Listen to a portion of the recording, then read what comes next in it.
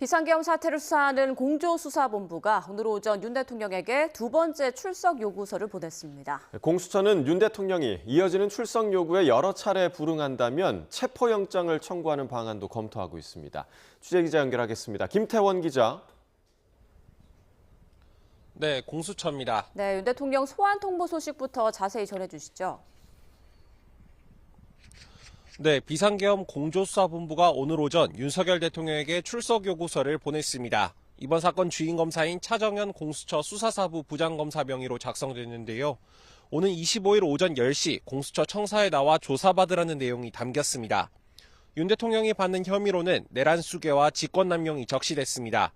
공수처는 앞서 지난 16일에도 윤 대통령에게 출석 요구서를 한 차례 보내 18일에 조사받을 것을 요구했는데요. 그러나 윤 대통령 측으로부터 별도의 회신을 받지는 못했습니다. 네, 대통령 측의 반응은 어떻습니까?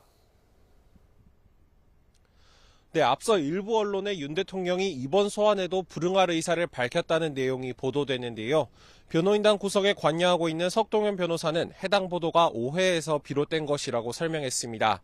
오늘 공수처에 출석하느냐는 질문으로 잘못 이해하고 답변했다는 건데요. 석 변호사는 오는 25일 출석 여부는 아직 정해진 것이 없고 자신이 입장을 말할 위치가 아니라고 밝힌 가운데 내부에선 논의가 이뤄지고 있을 것으로 보입니다. 네, 윤 대통령 측이 이번 통보에도 불응하면 당장 강제 구인에 나설 수도 있는 건가요? 네, 수사기관은 통상 피의자가 정당한 사유 없이 두 번에서 세 차례 출석 요구에 불응하면 체포영장을 발부받아 강제로 조사를 진행하기도 합니다. 공수처도 윤 대통령이 특별한 이유 없이 소환에 계속해서 불응한다면 법원에 체포영장을 청구하는 방안을 검토하겠다는 입장인데요.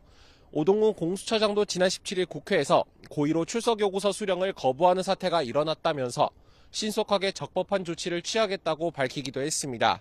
다만 윤 대통령 측에서 변호인단 구성을 마무리하지 못했다는 입장을 계속해서 밝히고 있는 것이 변수입니다. 또 직무가 정지되긴 했지만 여전히 현직 대통령 신분이라 공수처 청산의 경호 문제 등을 놓고도 대통령 경호처 측과 논의가 필요한 상황입니다. 공수처 관계자는 아직 윤 대통령 변호인 측과 조사 일정에 대해 협의한 적은 없다고 밝혔는데요.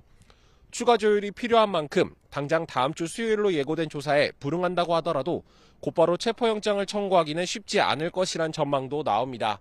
지금까지 공수처에서 YTN 김태원입니다.